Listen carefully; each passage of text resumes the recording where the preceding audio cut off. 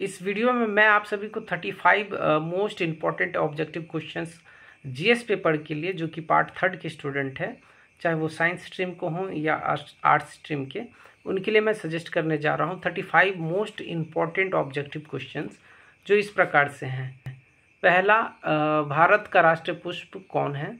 तो भारत का राष्ट्रीय पुष्प कमल होता है, आप सभी को पता है। दूसरा, शुद्ध सोना का मान कितना होता है? तो किसी भी शुद्ध सोने का मान 22 कैरेट होता है, ये आप सभी को पता ही है। इसके साथ साथ आप ये क्वेश्चन भी देख सकते हैं, एक स्वस्थ व्यक्ति का रक्तचाप कितना होता है? तो ये 120/80 होता है, ठीक है। अगला जो इम्पोर्टेंट प्रश्न है वो डेसिबल मात्रक होता है किसका? तो ये ध्वनि की तीव्रता का मात्रक होता है डेसिबल।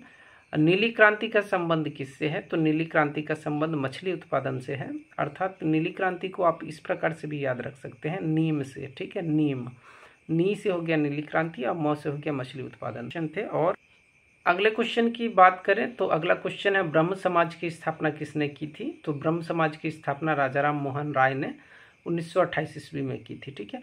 अगला प्रश्न है, निम्न में से कौन बिजली का सबसे खराब चालक है? तो इसमें सबसे खराब चालक जो है वो लकड़ी होगा। नेक्स्ट क्वेश्चन इज, यूएनओ का मुख्यालय कहाँ अवस्थित है? तो यूएनओ का मुख्यालय न्यूयॉर्क में अवस्थित है। अगला जो प्रश्न है वो है, महात्मा गांधी का समाधि स्थल किस नाम से जाना जाता है? तो महात्मा गांधी का समाधि स्थल राजघाट के नाम से जाना जाता है। अगला जो प्रश्न बहुत ही ज़्यादा इम्पोर्टेंट है, माई एक्सपेरिमेंट विद ट्रूथ किसकी पुस्तक है? तो my experiment with truth Mahatma Gandhi की पुस्तक है। अगला इम्पोर्टेंट क्वेश्चन है, अशोक महान किस वंश के थे? तो अशोक महान मौर्य वंश के थे और ये उनके संस्थापक भी थे। अगला प्रश्न है, हमारे सौरमंडल का केंद्र कौन है? तो हमारे सौरमंडल का केंद्र सूर्य होता है। अगला प्रश्न है, एनीमिया होने का क्या कारण है? तो एनीमिया होने का मुख्य कारण आयरन की कमी होती है। अगला प्रश्न, भारत का प्रथम प्रधानमंत्री कौन थे? तो जवाहरलाल नेहरू इसका सही आंसर होगा। नेक्स्ट क्वेश्चन है, डिस्कवरी ऑफ इंडिया के लेखक कौन है? तो डिस्कवरी ऑफ इंडिया के लेखक जवाहरलाल नेहरू हैं। अगला नेक्स्ट क्वेश्चन है, विश्व का सबसे लंबी नदी का क्या नाम है? तो नील नदी विश्व की सबसे लंबी नदी है। अगला क्वेश्चन है, रतौंधी किस विटामिन की कमी के कारण होता है? तो विटामिन ए के कारण रतौंधी होता है। इसके साथ साथ आप ये भी याद रख लीजिएगा कि विटामिन ए का रासायनिक नाम रेटिनॉल होता है, ठीक है। नेक्स्ट क्वेश्चन इज, डब्ल्यूएचओ का मुख्यालय कहाँ है? तो डब्ल्यूएचओ का मुख्यालय जेनेवा में है। अगला इंपॉर्टेंट क्वेश्चन है कि टेलीफोन का आविष्कारक कौन है? तो टेलीफोन का आविष्कारक अलेक्जेंडर ग्राहम बेल है। और अगला जो नेक्स्ट क्वेश्चन है, जो कि इम्पोर्टेंट है आप सभी के एग्जामिनेशंस के दृष्टिकोण से, वो है, जापान की मुद्रा को क्या कहते हैं? और जापान की मुद्रा को येन कहा जाता है। पुनः ये क्वेश्चन, विश्व की सबसे लंबी नदी कौन है? तो विश्व की सबसे लंबी नदी नील नदी है।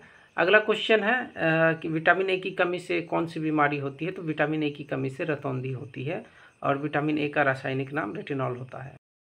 अगला प्रश्न, भारत और चीन के बीच कौन सी रेखा है? तो भारत और चीन के बीच मैकमोहन रेखा है और ये मैकमोहन रेखा भारत और म्यांमार को भी अलग करती है। इसके साथ ही साथ मैं बता दूं कि भारत और पाकिस्तान तथा भारत और बांग्लादेश को अलग करने वाली रेखा का नाम रेड क्लिफ रेखा है, और जबकि भारत के साथ अफगानिस्तान को अलग करने वाली रेखा का नाम डुरंड रेखा है, ठीक है। तो इस प्रकार से ये इम्पोर्टेंट क्वेश्चंस बन सकते हैं। अगला जो है वो, डिस्कवरी ऑफ इंडिया के लेखक कौन है? तो डिस्कवरी ऑफ इंडिया के लेखक जवाहरलाल नेहरू, पंडित जवाहरलाल नेहरू हैं। और ये कभी कभी आपको भारत की खोज, है ना, इस नाम से भी पूछा जा सकता है। तो दोनों का ही आंसर क्या हो जाएगा? पंडित जवाहरलाल नेहरू। अगला प्रश्न है, 7 टापुओं का नगर किसे कहा जाता है? तो 7 टापुओं का नगर बम्बई, यानी कि जो पहले बम्बई कहलाता था अब वो मुंबई कहलाने लगा है, तो मुंबई को 7 टापुओं का शहर कहा जाता है। अगला प्रश्न, चिपको आंदोलन सर्वप्रथम किसके नेतृत्व में शुरू किया गया था? तो चिपको आंदोलन जो है सुंदरलाल बहुगुणा के नेतृत्व में शुरू किया गया था, जो कि वृक्ष बचाने से संबंधित था।